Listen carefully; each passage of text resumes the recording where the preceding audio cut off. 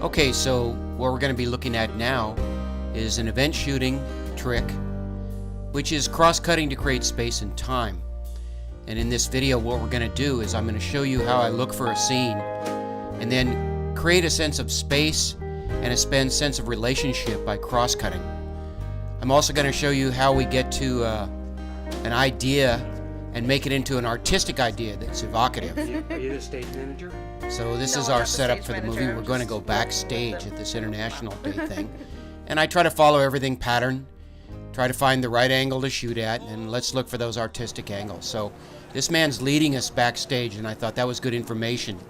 We're going with him backstage and looking around curiously. That shot stinks. I never used it.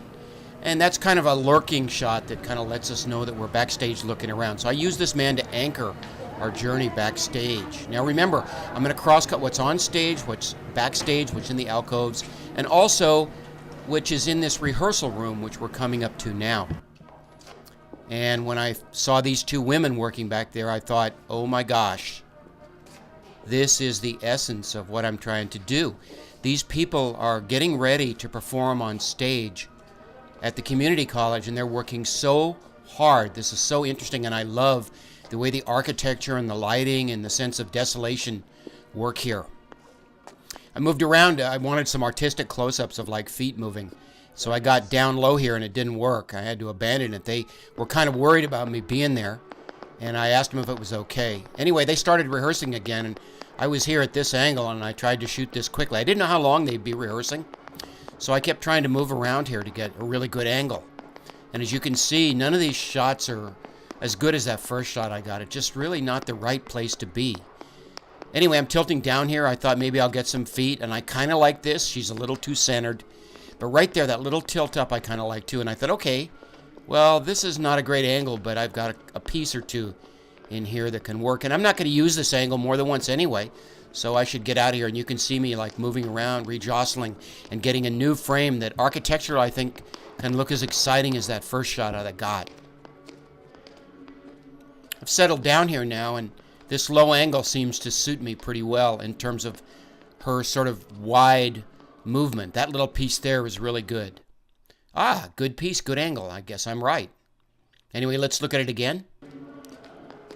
And that's the piece that I actually used in the movie. I really like that shot. I like the first shot. I like that. And I like a little piece of that second shot that I did of the feet. I knew that I wanted her emotion because they were really working hard and she kind of grimaced. So I anchored the camera on my knees and zoomed in to get this telephoto shot. And I went, oh my gosh. I thought, this is incredible. I really like her head. I really like the way that the bandana moves across the frame. Look at how cool it is. And she's kind of gritting her teeth a little bit and working really hard. And I thought this really conveyed that sense of emotion that that was the one that killed me. Watch in slow motion when she gets a little bit frustrated or she gets a little bit off, and see the kind of dedication that's driving her to make this presentation really possible. Again, I like the waving of the flag, but look at her face and her emotion, how it changes here.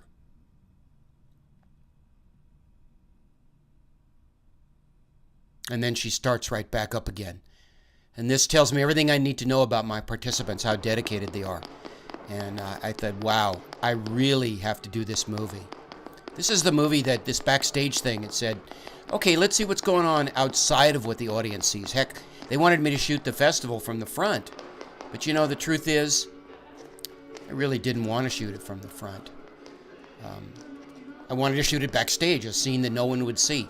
So I used this woman and the cross-cutting technique and this kind of lurking around the back to be the audience viewpoint. Anyway, I went up in the stands to get this shot, and I like this shot right here. This is sort of a master wide of her from a different angle. It's looking down as opposed to looking up. Now here's my attempts, obviously, to zoom in and get some more feet activity. I was hoping maybe to cut it with her face, but it's not the right size, so I ended up not using this little piece at all. And just when I thought I got another close-up here that I could get with a better like down angle to make her look better, she abandoned ship. So I thought, okay, I wonder if I have enough. So I went over to interview her. And Mexican well, you can hear. How long have you been dancing? Mexico. Yeah.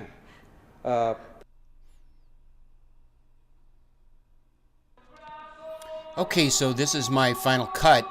And again, this is just a piece of the movie, but I'm going to be cross-cutting between the dancer, the onstage, the alcoves of onstage, the backstage alcoves, and anything else that I can manage to grab to create a sense of disparate space. Vaya, con el deporte a mi alrededor. Es por eso que crecí con el gusto, la pasión por el floreo de soga.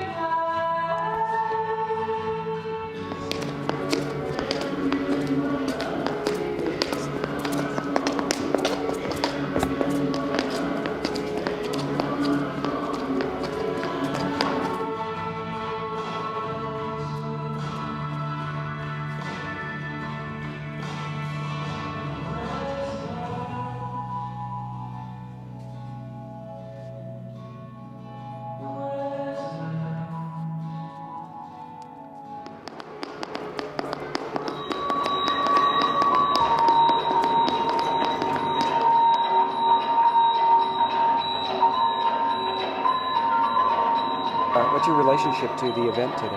Well, I have 4 of my girls performing the show. How many girls? 4. They're the whole group, right?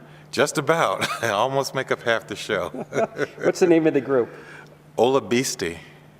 And what's the significance of that particular... I have no idea.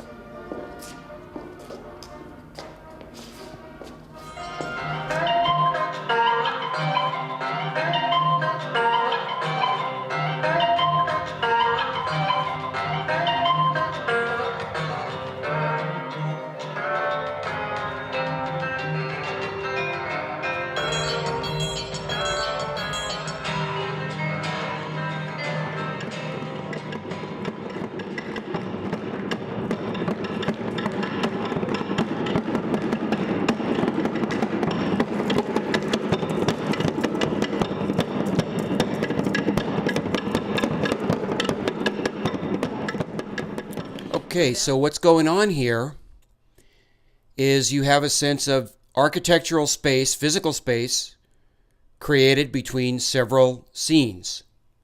But they're very well connected.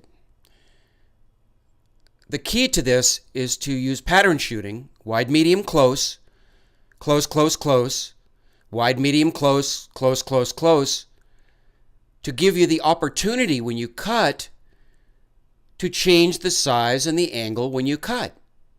See, elegant cutting involves changing the size and angle, otherwise there's really no reason to cut. So when I'm shooting pattern shooting, I maximize my ability to cross-cut.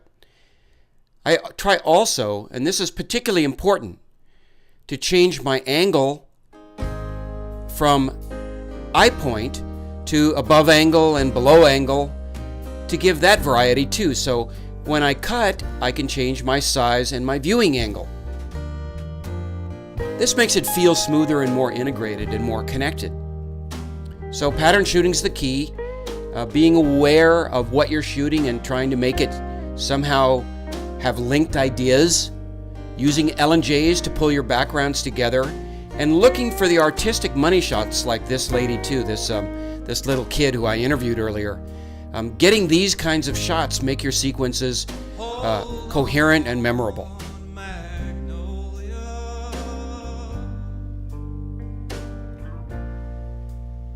To that great